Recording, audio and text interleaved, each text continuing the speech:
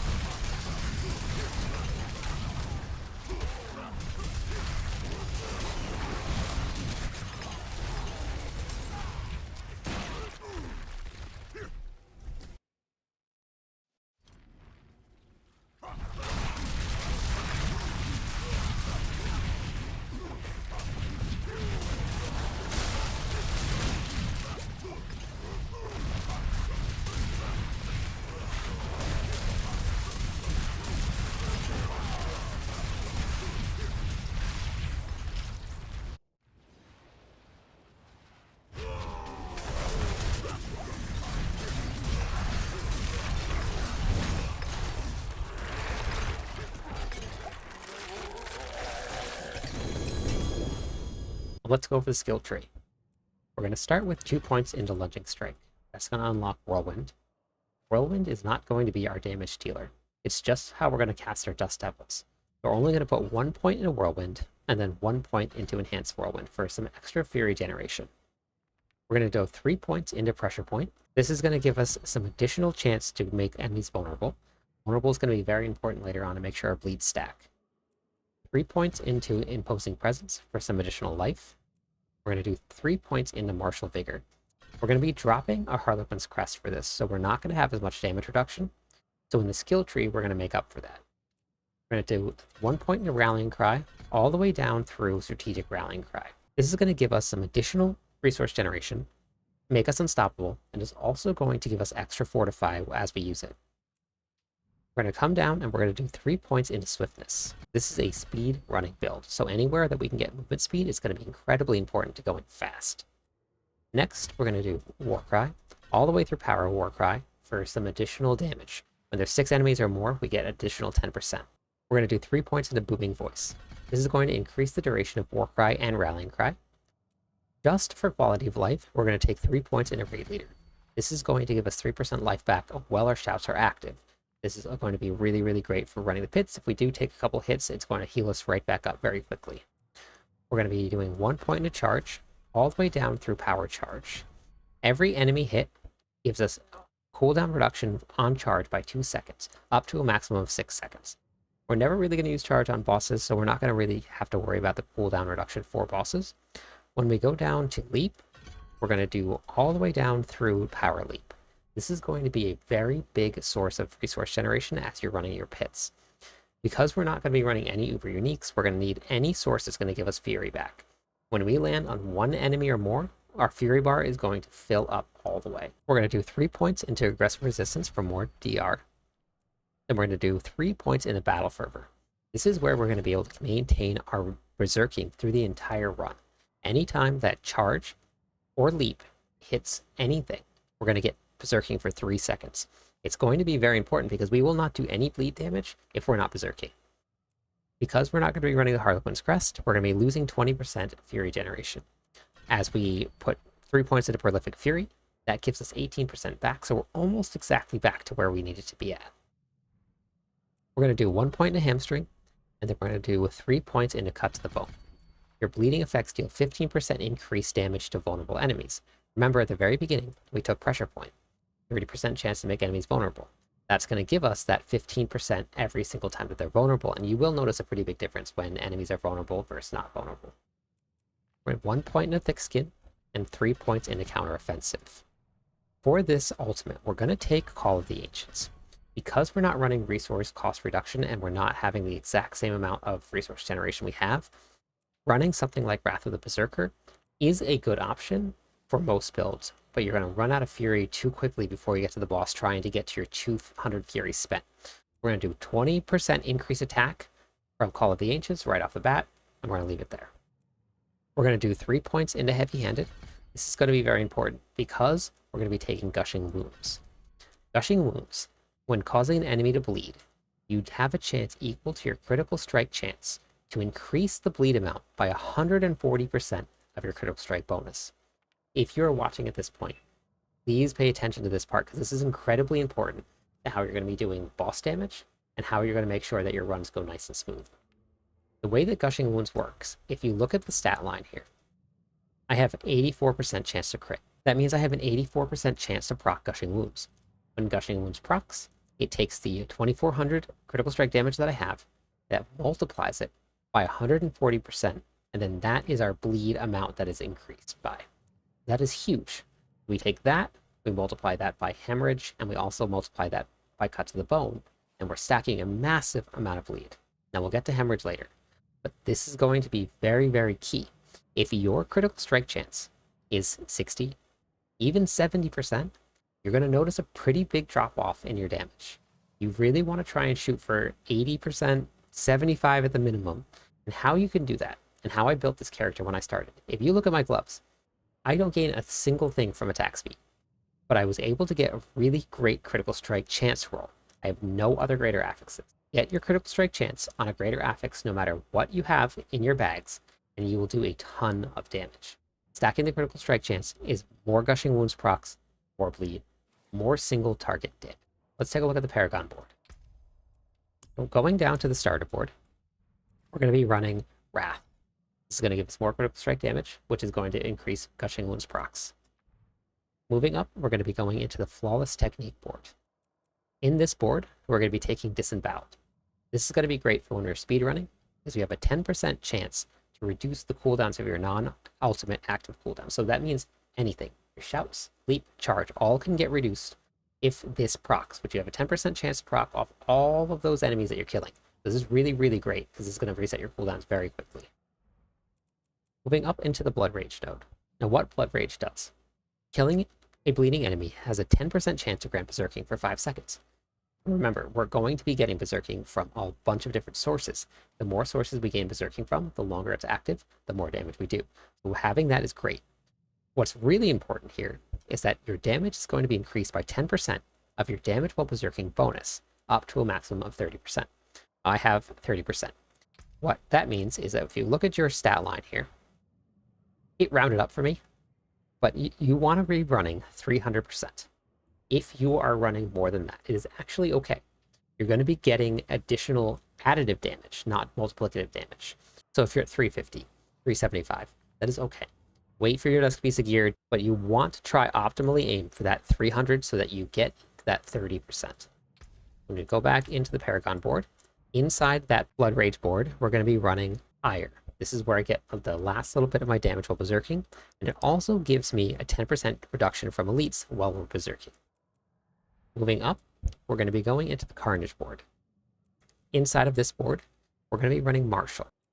Going back down here, we're going to the Decimator board. Each time you make an enemy vulnerable, your damage is increased by 10% for 5 seconds. Overpowering a vulnerable enemy grants an additional 10% bonus for 5 seconds. Now, Whirlwind does not overpower. However, we're running Charge and we're running Leap, both of which can overpower. So we will be taking advantage of both of these occasionally. It's not going to be up all the time, but it definitely is an option for us to be having that 20% multiplicative damage. Inside of this board, we're going to be taking Might. You deal 8% increased damage while wielding a two-handed weapon, which we're going to be using a two-handed polearms. Up into the Warbringer board, we're going to be running Executioner. This is going to grant us an additional 10% increased multiplicative damage while we're using a polearms. So we're going to get 15% just from using a polearms, which we'll cover later on, how we're going to get that, and we're going to get 10% for using polearms here. We're going to be stacking a lot of multipliers. We're going to move over into the Bonebreaker board. Inside of the Bonebreaker board, we're going to be doing Exploit. This is going to grant us additional vulnerable damage, which we're going to need for a board that we're going to get to. And then it also makes us, every time that we attack an enemy, that first hit makes them vulnerable for 3 seconds. Remember, we're going to be doing increased damage and increased bleed damage to vulnerable enemies, so this is going to be really, really important for that first hit, that we get as much of our Dust Devils out as we possibly can. And then Hemorrhage. We're only going to be taking the Legendary node. This takes 15% of your vulnerable damage bonus, and it converts it into a multiplier that increases your bleed damage. So I have just under 1,000. With that, it takes 15% of that, and then that increases my bleed by that 125% multiplier. So it's a really, really big number, and it's really important to this build that we stack the vulnerable damage instead of always going straight into critical strike damage. That's the Paragon board. We're going to hop into the aspects, affixes, and then all of the tempers that you're going to need to make this build run. Okay, we're going to go over the gear. This is actually where it gets a lot of fun, because we have a room for a ton of different aspects, which is something that we normally don't do. I was actually on stream live, and someone asked if we could put this build together. So we did it, and it worked really, really well. So what I'm going to cover, the planner in the description is actually going to have exactly what we need. I just threw this together, so I don't have all the affixes and stuff that I want. So follow along the planner, because you can get this working much better than I already have it. So following along that planner is going to be very important. Starting with your helmet, we're going to be running Relentless Berserker. This is going to make sure that damaging an enemy with a core skill has a 30% chance to extend the duration of Berserking by 2 seconds. If we crit, it's going to be double that, so 4 seconds. Whirlwind is our core skill, so we have a chance to extend Berserking while we hit with Whirlwind. Remember, Berserking is going to be key, and we'll get to why it's going to be super key later on as we get through the gear. For the affixes, we're going to be running Strength, Max Life, and then what I would like to be running, you have 2 options here. Would like to either be running cooldown reduction.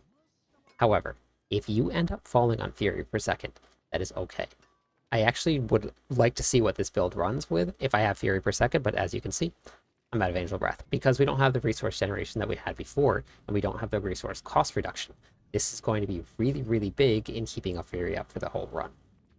For the Tempers, we're going to be running Crowd Control Duration and Imposing Presence. If you end up landing Crowd Control Duration on Barrier Generation, that is actually not a bad thing either.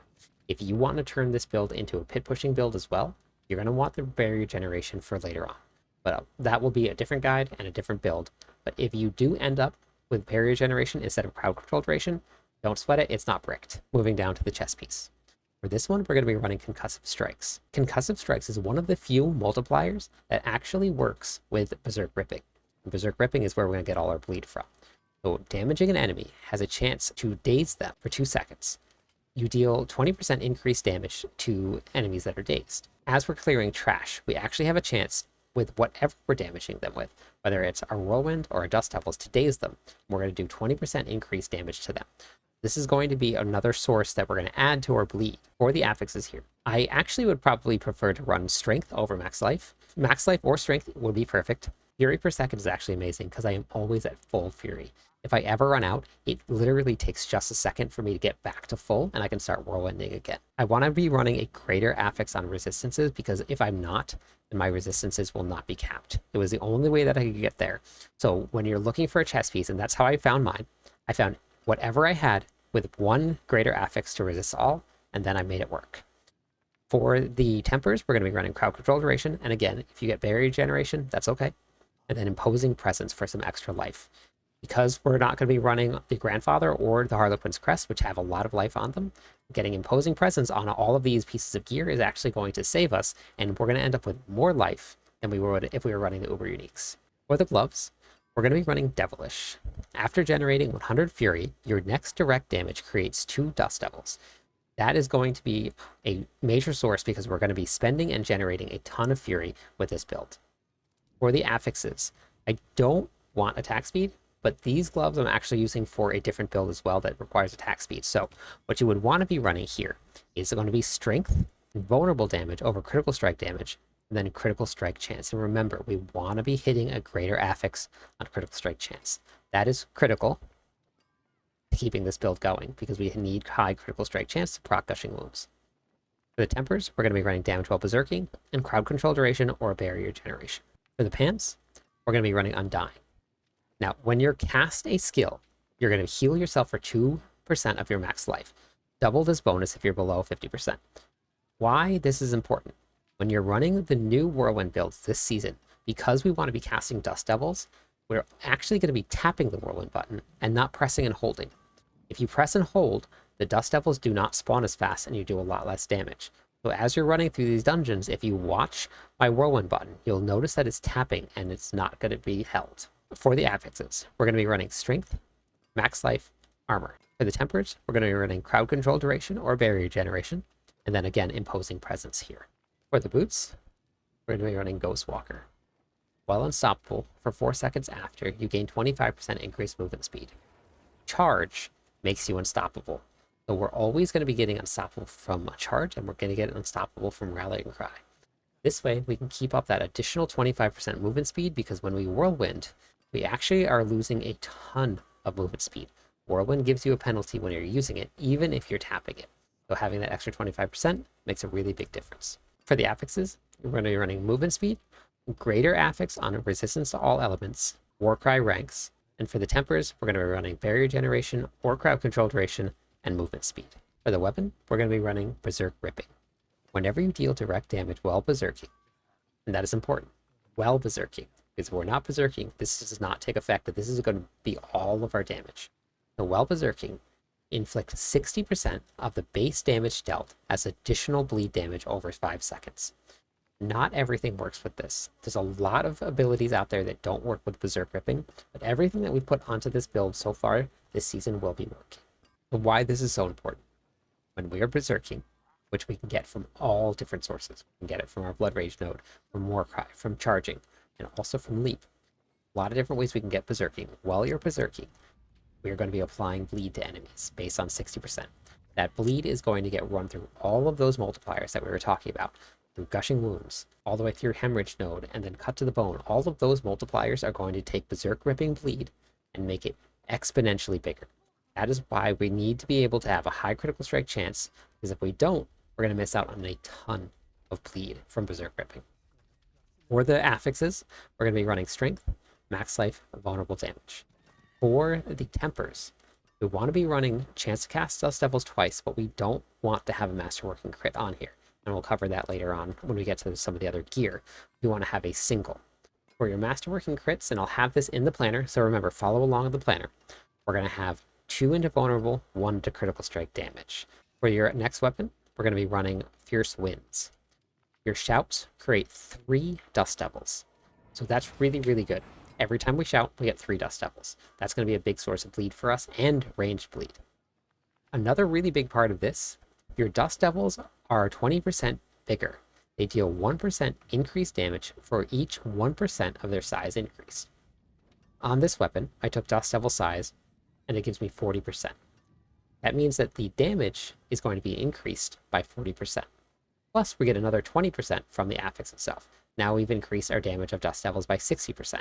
That's a multiplicative number. For the affixes, we're going to be running Max Life, and then you want to run Strength, and then Vulnerable Damage. For the tempers, we're going to be running Dust Devil size and critical strike damage. For the next weapon, we're going to be running Intercom. Now, I know a lot of people, when they see this, they wonder why we're running this, because you get the bonus when you're standing still. However, that 10% still is there active all of the time. No matter what, you don't have to be standing still to get that 10%, and that is one of the few aspects that still works with Berserk Ripping. So we're going to be getting 10% to Berserk Ripping and 10% to our overall damage all the time. For the affixes, we're going to be running Strength, Max Life, Vulnerable Damage. And then for the tempers, Dust Devil size, and critical strike damage. For the slashing weapon, we're going to be running a polearm here, and we'll talk about why a polearm specifically. The aspect that we're going to be running is Dust Devils. This recently got buffed, so it does a lot more damage than it used to. It got about a 20% increase in damage. Whirlwind leaves behind Dust Devils that deal damage to enemies. Every time that we tap the Whirlwind button, we get a Dust Devil. This is why it's really, really important that we tap the button and not just hold it to channel Whirlwind. For the affixes, we're going to be running Strength, Max Life, Vulnerable Damage. And then for the tempers, we're going to be running Chance to Cast Dust Devils twice and critical strike damage. This is why we don't want to get the Masterworking crit on Chance to Cast Dust Devils twice, because we're going to have 1 here and we're going to have 1 here. You can get up to 100% without any Masterworking crits. For the ring, this is where we're going to be running Bold Chieftain. This is going to be reducing our shouts by up to 6 seconds, depending on how many enemies are near us. That is going to be super key because we want to keep up Warcry as much as we can. We want to keep up our movement speed from Rallying Cry also. For the affixes, we're going to be running Critical Strike Chance, Critical Strike Damage, and Lucky Hit Chance to make enemies vulnerable for 2 seconds. We need that vulnerable chance because we need to activate your Cut to the Bone, and we also need to activate Decimator. Having an enemy vulnerable inherently is just a 20% increase to damage. For the tempers, we're going to be running Brawling cooldowns. This is going to reduce the cooldown of Warcry, Charge, and Leap all at the same time, and then critical strike damage also. For the other ring, we're going to be running Giant Strides. Why this is important: reduces the cooldown of Leap by 5 seconds per enemy hit, up to a maximum of 9 seconds. We also get that 9-second bonus when we hit a boss with it. This is going to be the way that we keep up Berserking if it falls off or if we don't have Warcry up when we get to the boss. For the affixes, preferably, I would want to be running Strength, Critical Strike Chance, Vulnerable Damage. And then for the tempers, Rolling Cooldown, and then Damage while Berserking. For the amulet, we're going to be running Elements. This makes the bonus go up to 45% increased damage when it's on the physical side, and we'll talk about that later. But for Elements, we only get that damage bonus for 7 seconds, and then it's down for 7 seconds. So it's not a constant multiplier, but it does end up working out to be a lot more than Intercom if we were to put Intercom onto the necklace. For the affixes, we're going to be running Movement Speed, Critical Strike Chance, and then Ranks to Heavy-Handed. Ranks to Heavy-Handed make a really big difference in your critical strike damage bonus, so having that here is going to be awesome. If this is not a movement speed build, then you could replace movement speed with a Cut to the Bone as well, and then you're going to be doing a ton of damage. So if speed is definitely not your priority, you can put Cut to the Bone, Critical Strike Chance, or Heavy-Handed, but for me, this is a speed build. I want to run fast, I want to go fast, That's what we're going to be running. Movement speed, critical strike chance, heavy-handed. For the tempers, we're going to be running damage while berserking, and then imposing presence. For your gems, because we're running greater affix on resistance all here and here, we're able to put in diamonds, and that is going to give us our 70%. If you're not running greater affixes on either, put masterwork and crits into them if you can, and that will help you get to your 70%. For the armor, this is really where you're going to have to feel your character out. If you find yourself dying, put rubies in for more life. If you put in rubies in all of that, that's an increase of 45% life. That's huge. Undying is going to heal you for more, and your raid leader is going to heal you for more. If you're not dying, then you have an option to mess around with what you want to put in. I swap back and forth all the time. Putting in the emeralds is going to give you more critical strike chance. That's the reason we put it in here. If your critical strike chance is low, run emeralds as long as you're okay. If your critical strike chance is high, and if it's even higher than mine, you can put amethysts in for the additional strength. You get 10% of whatever your strength bonus is as a multiplicative damage increase. So putting another 500 strength into your armor gives you a ton more skill damage. That's going to affect everything. For the weapons, we're going to be running sapphires. Because we're going to be running the hemorrhage node in our Paragon board, adding in the sapphires into your weapons is going to increase that damage done by adding more vulnerable damage here. For the weapon expertise, we're going to be running a two-handed axe. The way that the expertise works, you don't have to be using a two-handed axe to get that bonus. This is going to give us a 10% increased damage to vulnerable enemies. The straight damage increase is going to be another multiplier that's going to help increase our bleed damage. This is why it's so important that we took things like lucky hit chance to make enemies vulnerable, or things like pressure point. We want to make sure that things are vulnerable all the time because there's a lot of things that are reliant on enemies being vulnerable. That's the gear, that's the setup. I'm going to run over to the training grounds and I'll give you a quick gameplay loop of how to run this build. A couple things to know about the way that this build runs. At fury per second, if you look, my fury is always going to be at full when we're standing around, which is really, really nice for getting started. We don't have to worry too much about hitting something right off the bat with leap. It will give us our berserking, but we don't need to worry about that because we do have Warcry up. What berserking looks like and what you need to look for is this purple buff here on your bar. As soon as that falls off, we are no longer berserking, we're no longer doing increased damage, and we're no longer going to be getting a benefit from berserk ripping. So it's incredibly important that we watch for that buff. If you see it fall off, you have to do 3 different things. You either need to charge, leap, or use Warcry. Those will give you berserking for any of them. And you have to hit at least 1 target with charge and 1 target with leap.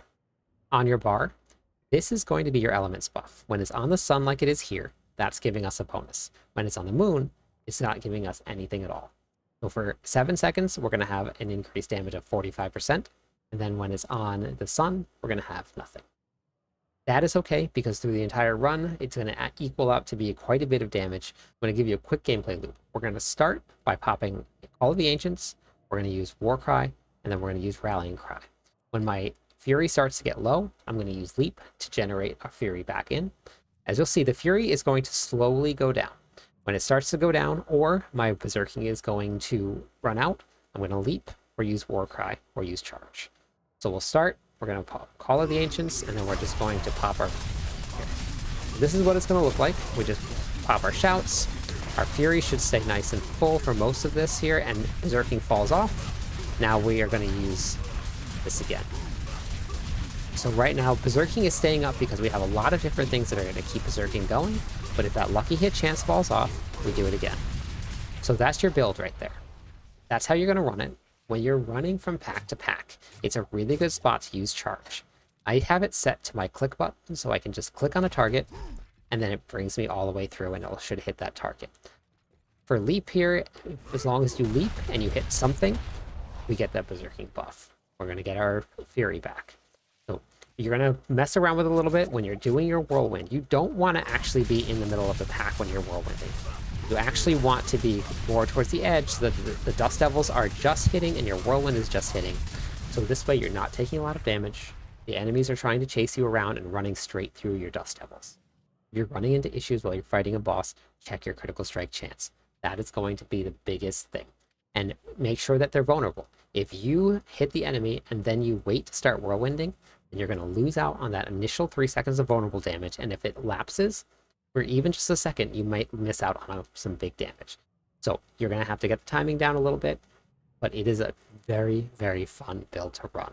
Best part about it is it requires no uniques. If you do have uniques and you would like to use them for this build, you can run the Ring of Starless Sky, you can run the Harlequin's Crest, and you can also run Tyrael's Might. The way that we have it set up is that any of the aspects that you take off will not affect how this build runs. If you want to run something like the Tuskhelm or the Rage of Paragoth 2, if you have those and you want to replace those, that is definitely an option for you too. Personally, I actually liked having the aspects and the legendary gear overrunning these two, but it is completely up to you. Experiment with how the build runs, figure it out, mess around with it a little bit. This build does not run a grandfather. If you would like to run a grandfather, I will have a link in the description below for a grandfather build, but that is not this. This is a polearms build that is set up completely differently. So please do not try and swap in a grandfather for this. Check out the other build. Let me know what you think of the build in the comments. Let me know how fast you get your runs.